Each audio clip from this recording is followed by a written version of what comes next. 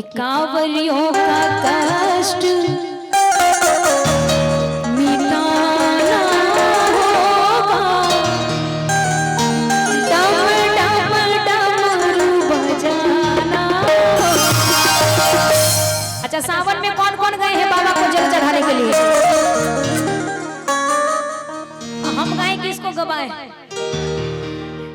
आपको भी गवाएंगे, क्या बोलना है?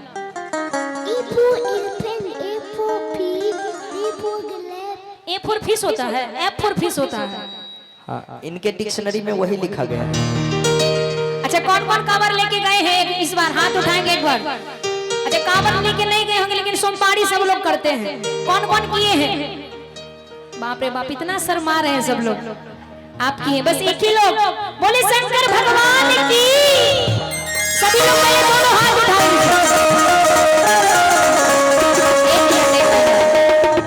एक बार दोनों हाथ उठाएंगे, पीछे वाले मोबाइल वाले दोनों हाथ उठाएंगे। इधर हमारी महिला पार्टी लोग, आप लोग भी एक बार उठा लीजिए। एक भजन की बात है, उसके बाद हम नहीं बोलेंगे ताली बजाने। उठाइए दोनों हाथ लंबे लंबे और ताली बजा के कि डमरू वाले बाबा तुमको आना होगा, डमरू